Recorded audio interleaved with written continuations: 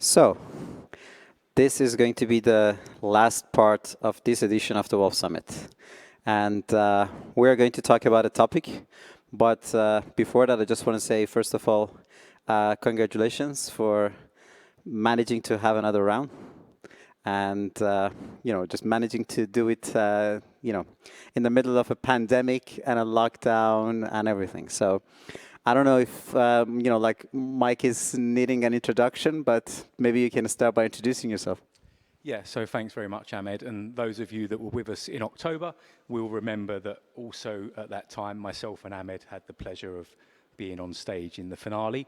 I'm Mike Chaffee, the CEO of Wolf Summit, and I'm lucky enough to have an amazing team here with us in Wrocław that have made this event possible. Now, obviously, last year when we had to pull the rug on Wolf Summit, 8 days away from the conference it was pretty intense. Now, this time around, when the Polish government announced the nationwide restrictions, it was very simple, literally flipping a switch, thanks to the capabilities, firstly, of our amazing team with the experience they've built up over the past 12 months, but also thanks to the platform hopping, and, that's what's made it possible. So great to be here. Yeah, I mean, these days, everything is about scheduling things, being ready for it, but the last minute is always a chance. So the last edition, we managed to literally organize our own few days before the lockdown. And this time, we literally managed to find the lockdown 2 days before. So first of all, let's try to talk about the fact that why this edition Wolf Summit is happening in Wrocław. Yeah, so first and foremost, the primary reason that we had to move at very short notice to Wrocław, I mean, the studio that you're seeing here now, was due to the COVID restrictions. As anybody in Central and Eastern Europe, and indeed most of Europe knows, COVID is spiraling. Daily cases are increasing. So the hotel that we had booked for the team to stay at told us, look, sorry, we can't accommodate you now, thanks, because of the restrictions. And there was also, we had the venue booked for the Cambridge Innovation Centre in Warsaw, had to pull out of that at the last minute, and thankfully Concordia Design here in Wrocław, in the centre of Wrocław, were able to accommodate us at very short notice. So hugely thankful to the team here at Concordia Design and EverCouch in particular. Good. So let's just dive into the part of ocean of choices. Before the pandemic, no, let's just go a bit before. Like if 10 years ago, somebody would just say that, hey, let's just organize an event virtually. I don't think maybe more than one person would just join. And mainly because they just want to know what that means, that virtually we're just going to have an event. And then let's just say there were lots of people that were Skyping, or then, later other social, let's just say, places try to make things virtual. But nobody was even thinking for a second that there is a possibility to basically sit at home and be in different places and organize an event and participate in an event. And then post-pandemic, it's just, let's just say, every second of every hour, you have 10 different virtual events. So let's just talk about from this transition, from not virtual at all anywhere, and let's just say going all the way to this massive choices that people have. So first of all, how do you see this transition? Are you a person who is in favor of it, or you really feel that this is a, let's just say, ongoing, let's just say it's just going to fade away? Yeah, I think that, in the current circumstances, and people as a species, we want to be connecting with people. We want to have that engagement. So it's very natural, for people to want to take part in virtual events and meet, their friends, colleagues, and obviously potential business partners. But in terms of long-term sustainability, I don't think, I'm quite sure that it's not going to, when COVID is over, I'm certain hybrid events are here to stay. But I do feel that people are literally bursting at the seams to come back to a physical environment, and there's no substitute for human interaction, for that touch, that physical contact that you get from a physical event. You also organized the previous edition on hopping, and you have a very interesting story about how you chose hopping. So I thought maybe you can just say it one more time. Yeah. So our love romance with hopping began 8 days before the 2020 edition of Wolf Summit in March. So we were scrambling to find a virtual event platform at very short notice. Hopin was the last on the list that could accommodate us to give us a demo run. That demo took place at 9 p.m. on a Saturday night. I remember it like yesterday. There was Johnny and one of his senior colleagues, Franz, dialing in from London, 9 p.m. on a Saturday night. And I had 5 or 6 of our key team members on the call, and we literally unanimously left that meeting with, okay, we have to go with Hopin. And that was then. And since then, as you know, and probably some of the audience do, the relationship has just grown and grown, and we've launched Wolf Digital, which is now an event agency that purely works with Hopin, and we actually organise events for Hopin's clients as well as clients that we source ourselves. You call it 7 months, but I think Hopin would call it $few billion less valuation. So as a person that, let's just say you put your trust in their platform even before a lot of other companies, how do you really see the growth? As, let's just say right now, let's just call them the fastest growing startup in Europe. And how do you really see that this growth is going to somehow change the shape of the events in the future? I just feel that, I often have debates with fellow event organisers. I'm in a few WhatsApp groups. And there's obviously, like any platform, you've got your advocates and then you've got your naysayers. But from my perspective, with the speed of growth they've achieved and the acceleration of the product, I'm lucky enough to often see some closed beta releases months before they're announced. And I can tell you hand on heart that what Hopin is bringing to the virtual event space and the hybrid event space is just mind-boggling. In 3 months from now, it's going to be, literally you log into Hopin one day to the next and the changes are night and day. But in the scheme of things, in a few months' time, it's going to be literally unrecognizable. So, remember the tier, the level of investors that they have, the money's there, the investment and the knowledge and expertise. They're hiring some real top-tier individuals to support the growth of the business. So for me, it's just going to consolidate. Hopin are going to consolidate the virtual events and hybrid space. One thing I have to be honest about it is I'm very old. So I remember I had a very early access to Yahoo, AOL, Google, all the way to MySpace, Facebook, Twitter, LinkedIn, a few months after that. One thing I kind of have this feeling of missing out is Clubhouse. And I'm a proud Android user. I was always a Google person. And I've heard a lot about the Clubhouse. But 2 questions. One is that how is it possible that in such a high valuation, still they are only operating out of iOS? And second, how do you really see 2 different worlds of Hopin and the worlds of the Clubhouse? Like anybody can join on Hopin on a web on right now by Android and iOS devices, but Clubhouse is just for iOS. Bear in mind if it came from Silicon Valley, and if you really take a look at the population there, they're covering 99% of people there. But is it just for them? So. And at the same time, Hopin still organizes events that they basically organize daily events, while Clubhouse only organizes ad hoc events, right? So how do you really compare these 2 worlds, and why do you think that these, let's just say, companies are so different from each other? I feel that the timing, obviously, of Clubhouse, was obviously they were preparing it months in advance as well, so the timing is great as well. I'll be honest, I don't have an iOS, but however, if I did, I probably... as we spoke about offline, I probably wouldn't be using it, just not because of, for any particular reason, but I spend so much time engaged digitally now that another app distracting me, pulling my attention away from my young children, to me, I value other things as opposed to, checking out a new app, which I've heard is amazing, and I'm sure it is, but... Anson Horowitz is amazing at... let's just say, very fast-growing ideas. They had this project called Earn.com. I don't know how many of you guys know exactly about the company. So they started very early. And I had a really interesting idea. So the whole idea was that you're an investor. You always have to hide your email because people start spamming you. Earn.com was the idea that you basically you say if you want to send me an email, you have to give me $100. And if you give me $100, send me an email. And then the money would go to charity or to your own account. Very interesting idea. It became such a big hit. Everybody was talking about it 2 years ago. That was also the time of crypto. So the money was basically coming to your account in Bitcoin.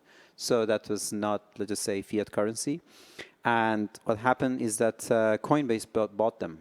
So now Earn.com is not working anymore, and it's a part of that.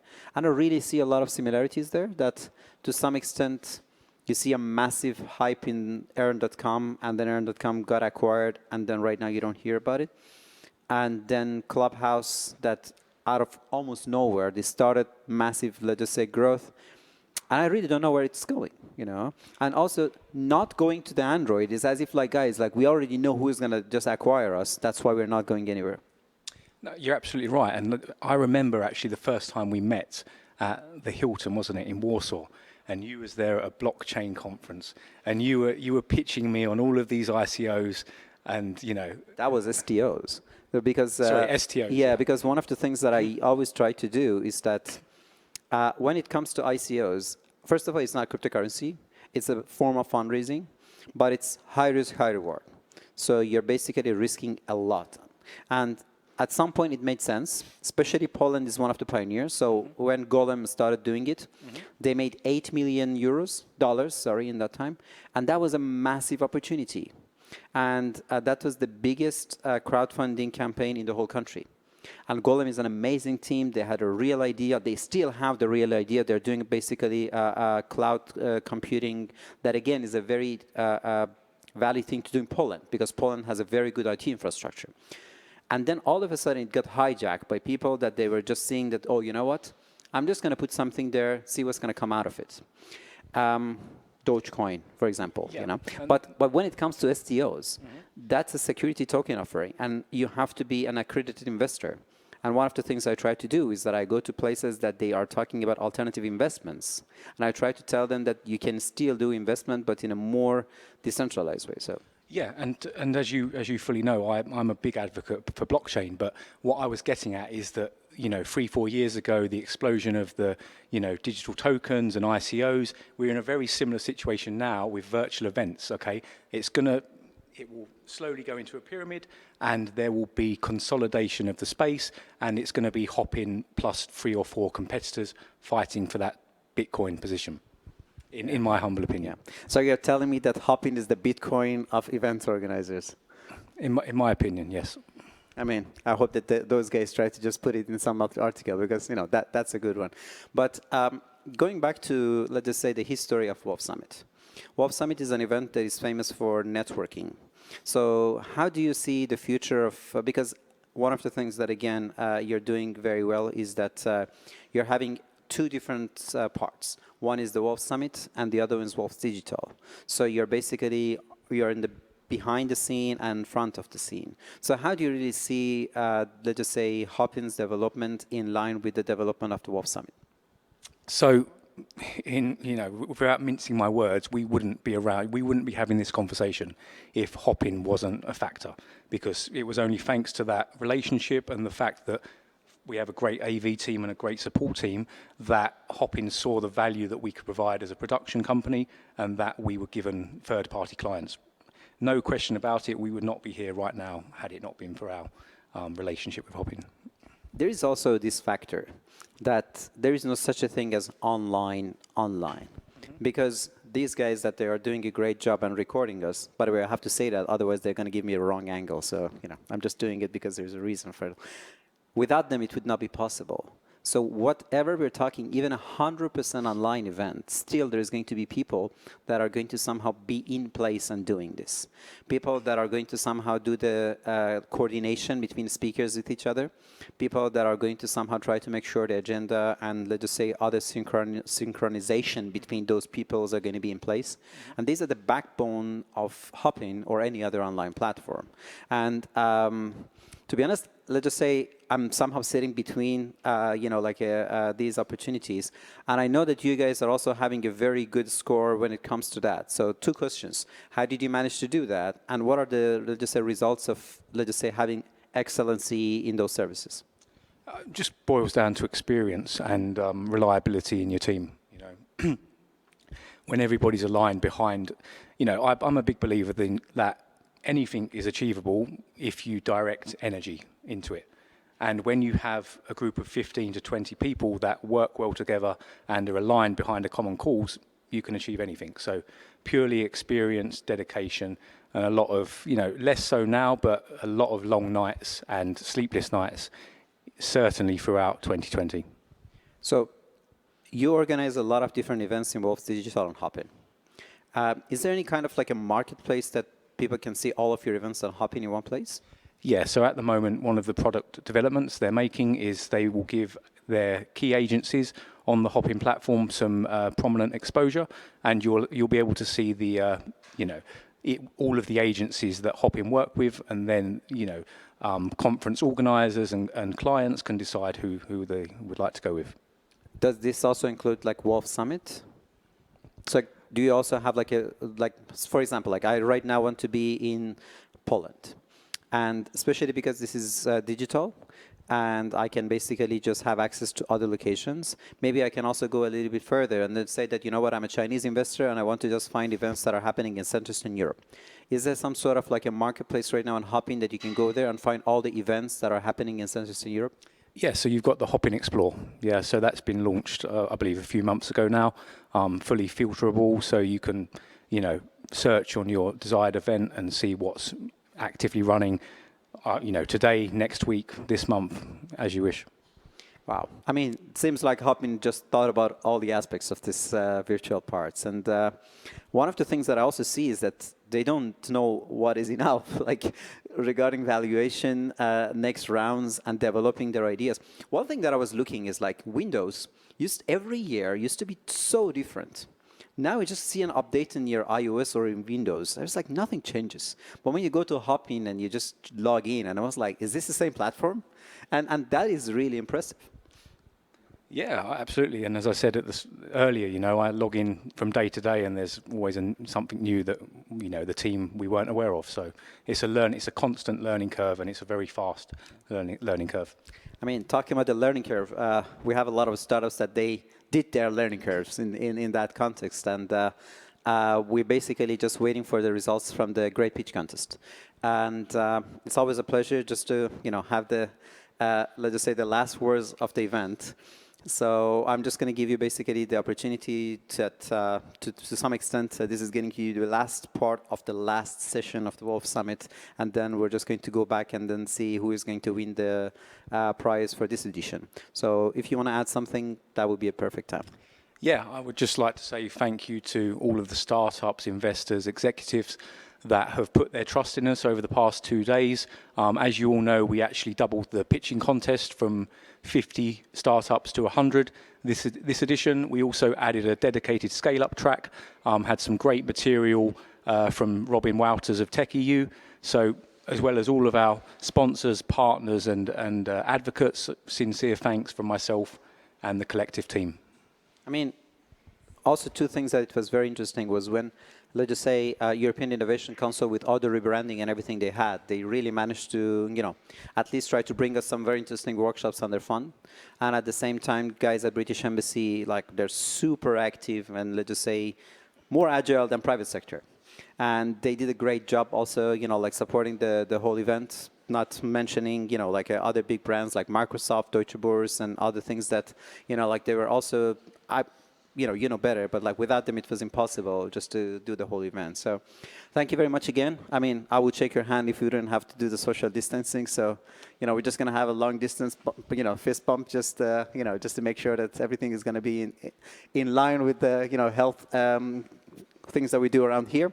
And looking forward to seeing you in the next edition. Yep, thanks very much, Ahmed. Hopefully always a without pleasure. a social distancing. Yeah, I'm sure that October will be physically engaging with each other. Thank you very much. Thank you. Thanks again.